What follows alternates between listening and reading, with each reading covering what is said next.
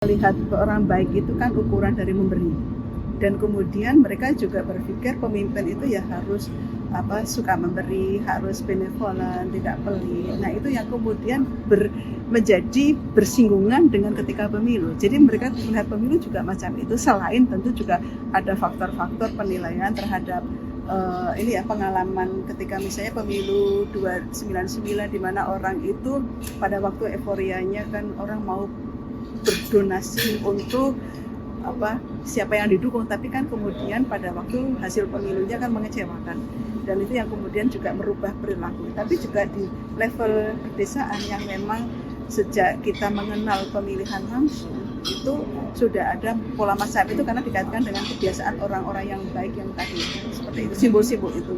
Kemudian dalam agama juga ada konsep sedekah, dan itu yang kemudian istilah yang dipakai pun tidak ada politik uang. Jadi kita nggak akan ketemu politik uang, tapi ketemunya uang sedekah itu biasa, terutama di dalam aturan itu lazim sebutannya uang sedekah.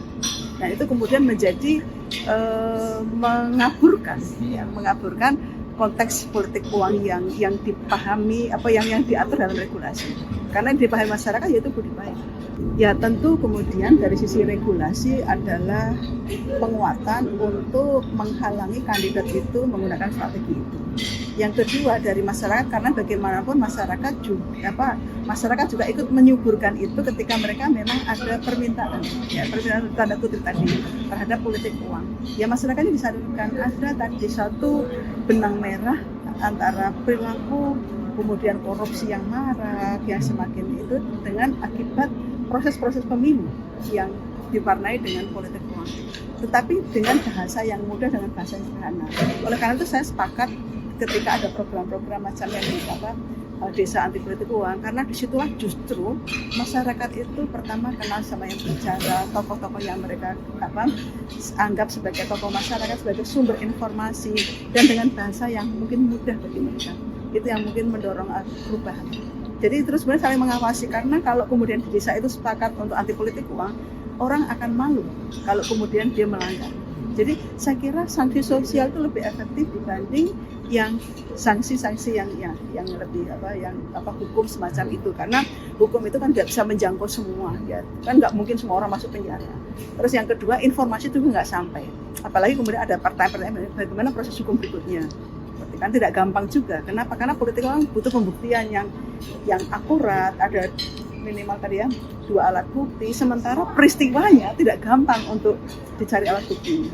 Ya, karena itu kan bercampur dengan kebiasaan, jadi menjadi agak sulit untuk dideteksi sebetulnya apakah itu politik uang seperti apa. Negara masih proporsional terbuka, potensi politik uang lebih tinggi. Mengapa? Karena dalam proporsional terbuka itu kan yang bersaing adalah kandidat, dan kandidat itu kemudian apalagi mereka bertarung dengan temannya sendiri, kan nggak mungkin tuh jualan visi misi partai gitu kan. Yang jualan apa kandidat itu ya paling tadi akhirnya pada yang pembeda yang paling mudah adalah politik pilkada. Dan jadi begini juga ini juga soal sistem pemilu juga. Pemilu untuk wilayah pertarungan daerah pemilihan, semakin kecil daerah pemilihannya semakin potensi politik uangnya tinggi, tapi semakin luas tidak. Jadi ketika tadi kan dapil untuk pilkada itu kan kabupaten, tapi kalau pilpres itu kan RI, maka kan logikanya dia akan lebih banyak ditemukan itu. Makanya pilkada semakin jadi lebih tinggi juga, potensinya lebih besar, karena ini lingkupnya lebih kecil. Ya.